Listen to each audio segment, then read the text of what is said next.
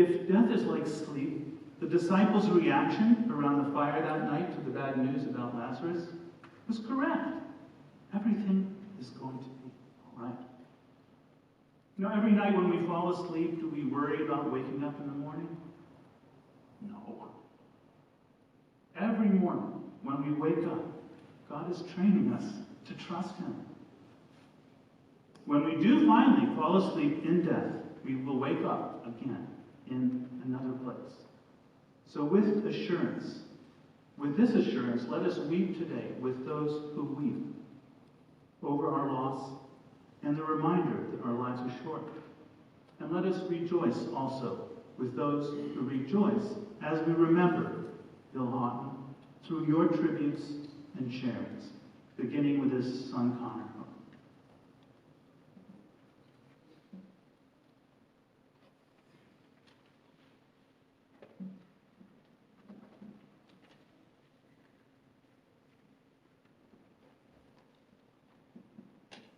I'm not very tall, so I'll take any help I can get. Thank you all for being here today.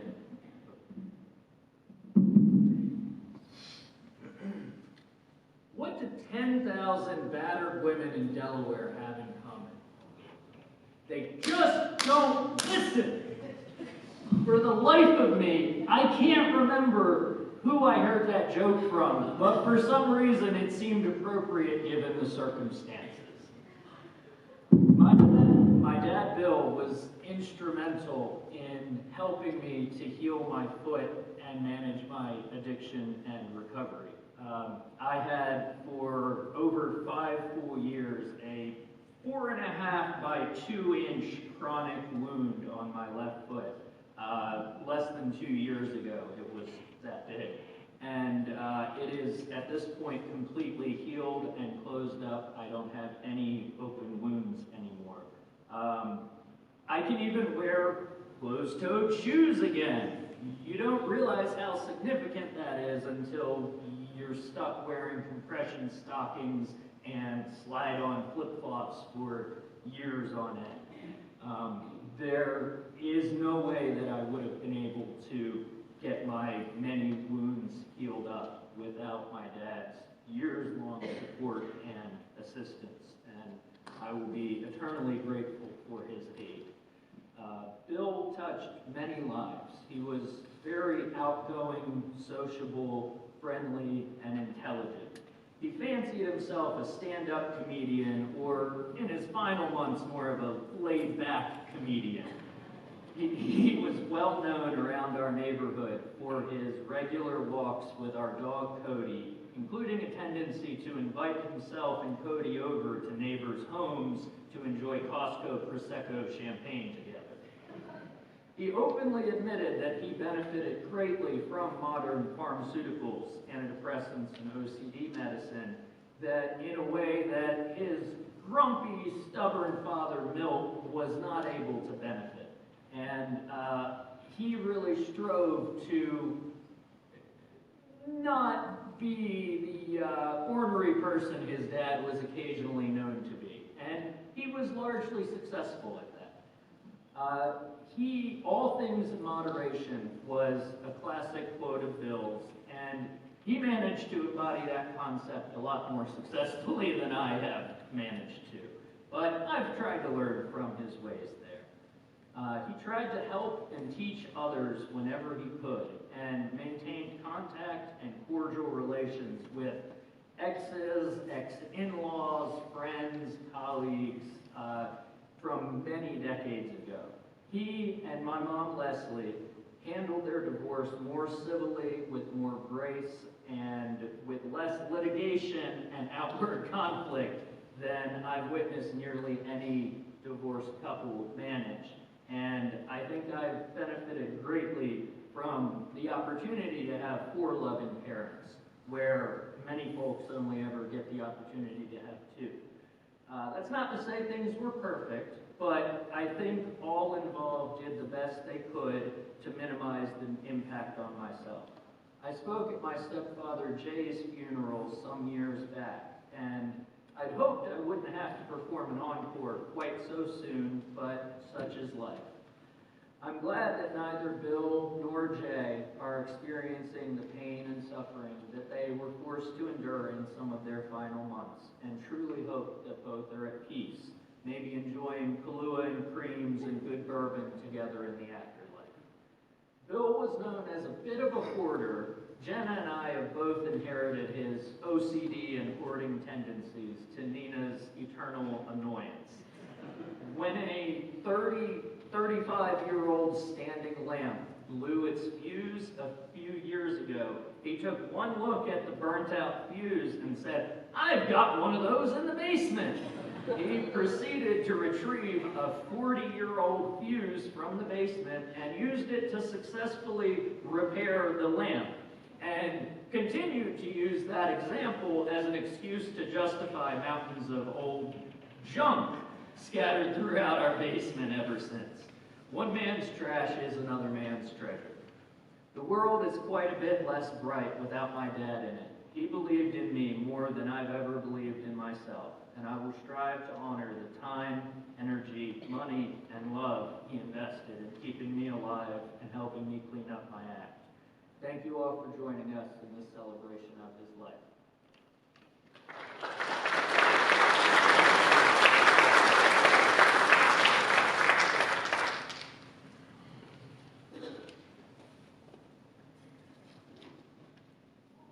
I'm not quite as short as Connor is. I will take that extra height. For those of you who may or may not know me, I am Bill's daughter, Jenna. Even though you may not know me, everyone knows who my dad was as a person. He was a funny, charismatic, and intelligent man. You may know him from his many jokes and stories, as I know I have heard way too many during my life. From childhood stories, dirty jokes, or just trying to embarrass me. I loved hearing them, even though I may have heard them over 10 times or told him I was sick of them. Even with my friends, they would know they couldn't get a word in because they would sit next to my dad and he would just talk their ears off, which we have all experienced. And over time, he realized that he may have influenced my sense of humor with his jokes and always warned me that there was a time and a place to tell them. However, above all, he put his family and those he thought of as family above everything else. Just some recent examples: whenever I was sick at college, he was the first person to call to come check on me. He would even drive all the way up to Villanova to make sure I was okay and take me to the doctors. I would be so surprised that he would want to change all his plans, if he had any, as he was now retired and spent most of his time sitting on the couch, which he did end up breaking. And as Connor says, I get a monthly sickness, so it was quite often that he had to make the trip up to see me. If he couldn't make it, he would call so often to see how I was feeling and give me recommendations on how to feel better. While I'd been at UD, if I wanted someone to talk to or needed a break, he would come take me out to lunch. There were even some times that he would surprise me before my first class to bring me breakfast at my apartment and drive me to class. Sometimes I did shut him down, but he always made it known to me that no matter what I did, even if he wouldn't approve, he was there to talk. He may scold me later on, but he always reminded me that he wanted to be the one constant for me to be able to come to comfortably to talk to. Even when he first got his diagnosis, he cared about how I would do in school, that he didn't want to tell me until they knew more information, so I wouldn't worry. However, I did mess up that plan because as a result of being so close, I just could tell that something was wrong. It goes to show that even when he was going through something awful, he still put his family first. Even if you barely knew him, it was clear how dedicated he was to supporting and loving his family. When I went through a tough time in my life, he made sure he advocated for me to decide what would be best rather than what other people thought would be best. I may have not realized it when I was younger. I now realize that he has always been smarter than me, even though I definitely thought I was at times. Along with me, he made sure that he was there for my friends and embarrassed them with me. One moment that stands out is when he picked me and my friend up, shirtless, standing outside of his car at my all-girls Catholic high school. So, yeah, I warned him about that. He didn't listen. Another time, he met my friends for the very first time at Villanova. He wanted us to start a petition for a soft-serve ice cream machine, even though we had a cooler full of ice cream already. I was very adamant against not starting the petition, but every time he came to visit, he would remind me over and over that I should do it.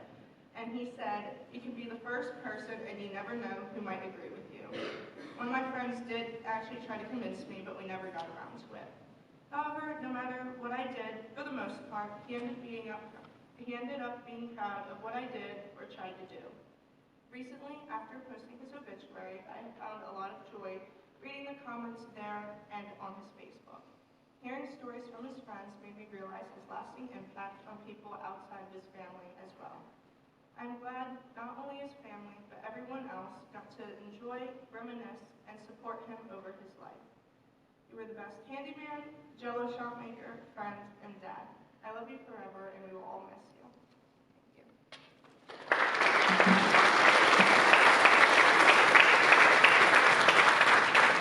I welcome all of you on one at a time, of course, to come up here, not up there, down here, short or tall, and please share something. Don't be shy.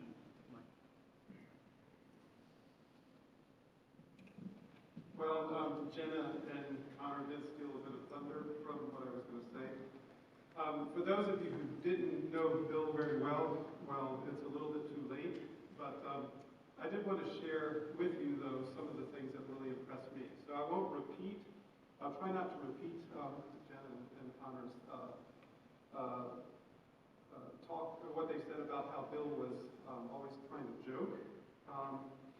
He loved to joke, sometimes a little bit off color, but the result was that whenever I would go visit them, and I would go visit them, like when Wendy was out of town, Nina felt like I didn't have sufficient food at home, and so I would go over to their house. And Bill was always an excellent conversationalist, and I always left cheered up, not just by the food, but also Bill would have me laughing. And, you know, it's very healthy to be laughing. And so that was one of the things that I am going to really miss. The other thing is probably a little bit not known, but Nina and Bill and I and my wife Wendy playing the piano. We attended something called the Cross-Cultural Couples Fellowship. And when Wendy and I were first invited to this, we thought, look, we're not struggling with these problems that a lot of people have, because a lot of the people that were there were people who had met each other online. The guy is in the U.S., the woman is in China. They start using this translation chat to get to know each other, and then by the time they get to the U.S., it's like, oh, this is a very different situation for them, and they have lots of trouble. Nina, you know, and Wendy, my wife, had no trouble with us. No, sorry, not the same trouble. But they had spent so much time in the U.S. that they could speak English. Well, she could speak English around me faster than I could say things. So, but one night I was coming out of this group that we had, the Cross-Cultural Couples Fellowship, and like I said, Wendy and I were really wondering why are we there. And I bumped into Bill, and we're sitting there talking in the parking lot, and Bill said, this is really great, because it lets me know that I'm not alone in the struggles that I have. And so, you know, he did put a real encouragement to me to continue on in the group, because knowing that, you know, he was very open to share. And as I already mentioned, he's a great conversationalist, and even in his illness, when he was in the hospital, he told me, Michael, I'm sorry to be a wuss, but I think it's time for you to go. So I stood up to go, and 30 minutes later, I finally said goodbye, Bill. He was, I mean, that's, you know, that's Bill for you. So anyway, he'll be missed, and I'm going to have to find somebody else to cheer me up with, you know, good, something to make me laugh. Thank you, and ready for somebody else. Hopefully I've opened the door for somebody else to come up.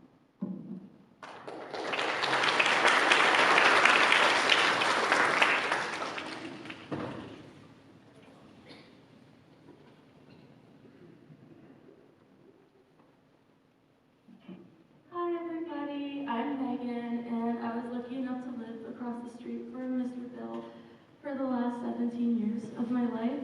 I met Jenna, my best friend, when I was 4 years old, and he was there. He was always there after that, in fact. Jenna and I, we went to the same middle school, and Mr. Bill, even if I came to go surprise Jenna, she'd be waiting in Carlin to be picked up. I'd just walk up to her and be like, I don't want to go to extended care. Can your dad pick me up and bring me home? And he would, and he'd give us dried cereal that we'd eat together in the car. And that continued to high school, where Mr. Bill picked us up from school every day. Even when Jenna had sports after school, he'd still pick me up and drive me home. And we just talk and talk and talk. And as everybody mentions, Mr. Bill loves to talk. And the conversations with him were genuinely my favorite because he listened so much and he remembered every little thing about you, which I came to know through most of my life when I'd come over to their house and he'd be like, "How's this going?" And I told him about it 2 weeks ago. He still remembered. When Jenna and I would go tanning outside, he would throw pine cones at us and then spray us with water. And then he'd make us like a sandwich inside to make up for it later. And then he would take bites of said sandwich that he made. He was just such a wonderful presence in my life. He taught me a lot as I grew up. I was so lucky to look up to him and be inspired by him. And I'm gonna miss him a ton. And I love the Haughton so much, and I'm here for you guys.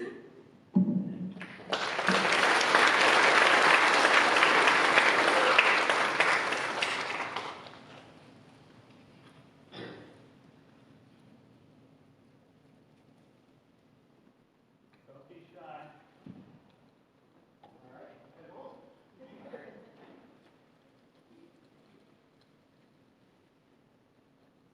So I met Bill as one of about the first 5 people in Delaware. I was coming to DuPont out of graduate school, and I had to do a day-long of interviews. And I got to go to lunch with this fellow named Bill Haughton. He wasn't quite as alert and awake as I would have expected somebody who was interviewing me at a lunch. But his excuse was that the Grateful Dead had been in Philadelphia that weekend, and he hadn't gotten a lot of sleep. Bill is actually a complicated person as well. Several years later, I had an opportunity, I found out about an opportunity to learn about the Society of Friends of Quakers. And Bill said that they had a class to learn more about the history and what they believe and things like that. And I must have said something to Bill, and he said, "Yeah, let's go." So one summer, for about 6 or 8 weeks, we went over to a Quaker church and heard about what they believed in. So, rather complicated individual.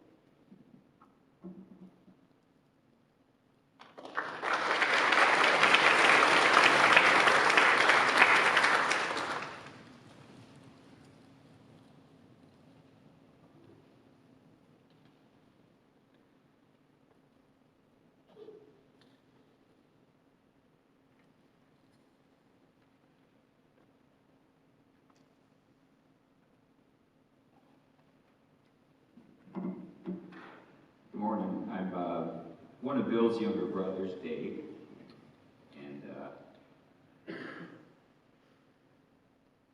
Bill had a great impact on a lot of people, as evidenced by all the people here right now and what you hear them say. Everybody knows about Bill's sense of humor. When I had young kids, especially a daughter, didn't always want her hanging around with Bill and hearing the jokes and the advice that he would give her, but when he had Jenna, that changed Bill a lot, because then he had his own daughter. So then I was happy to let my daughter sit and hear what Bill wanted to sagely pass on to her. Everyone knows his humor, but some people have hinted that there was a kind and sensitive and helpful side to Bill. He was, to hear some of these stories today, it's even more a part of his life than I was aware. And everybody knows that Bill was intelligent, inquisitive, always wanting to figure things out. I met Terry when I was here in May. You're still here, Terry. He was one of Bill's co-workers, and he said that Bill would always come into their part of the computing operation with this look on his face, and they knew that Bill had one of those questions, and he would present it to them, and they would just scratch their head and go, Bill, where do you come up with this stuff? But that was Bill. He always wanted to figure things out. And to the end, he was wanting to figure things out. I live in Panama now, the country, retired and moved down there. But when I heard of Bill's decline, I wanted to get up and visit him one last time while he was still lucid, to be able to enjoy him. And I was blessed to find him quite lucid. He was still as humorous, still as irreverent, but still as Bill as he always was. And we had a great time reminiscing, catching up, laughing of old memories.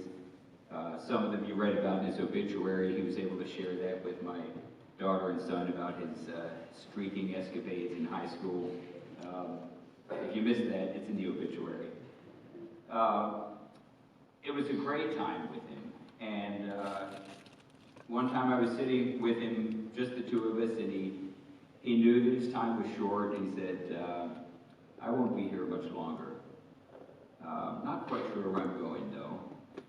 And before I came up, I had called him from Panama. He said, yeah, please come on up, but you know my two rules. We don't talk politics, we don't talk religion. He said, no problem, no problem. But when he mentioned that he wasn't quite sure where he was going, I said, well, Bill, you know, you can know where you're going.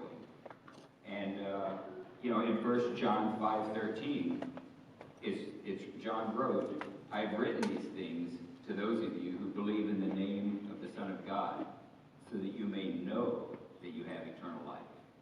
And I was able to share that with him. He just kind of nodded, thought about that a bit, and a few minutes later he said, yeah, a lot of people have a lot of different ways to get there.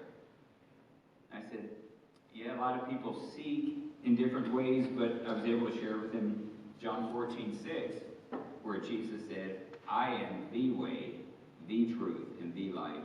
No one comes to the Father except through me. And he listened and thought about it. And he was always trying to figure things out. And even to the end, I think he realized you can't figure this thing out, this salvation, this faith, this where you're going to go, because it's just by believing. Bill was intelligent, one of the most intelligent guys I ever knew, but you can't use intelligence to figure out faith. That's what faith is. And it's just by believing. And that's why the most common verse that most people know, John 3:16, for God so loved the world that he gave his only begotten Son, that whoever believes in him shall not die but have everlasting life. So this service, this isn't really for Bill. This service is about Bill. But this service is actually for us. Those of us that are still here that miss Bill and that will miss him. Bill had an advantage over us because he knew his time was short, and he started pondering the big questions in life, the important questions, the ones that have answers that matter for eternity. We don't have that advantage. None of us is even guaranteed that we'll wake up tomorrow. I was happy to be able to talk with him in his final weeks, and as he struggled with those questions over the past several weeks, I prayed that God has revealed those answers to Bill, and that he is resting now with the Lord. And for those of us who are still here, the question is, have you found the way, the truth, and the life? Because every one of us will die, and we've got to come to grips with that. And if you haven't, I hope you are seeking the answers. Because in Matthew 7:7, out of Jesus' own words, he promised, ask and you will receive, seek and you will find, knock and the door will be open to you. I just pray that we would all be seeking, knocking, and that we would find God's open door to salvation. Pray that for all of us.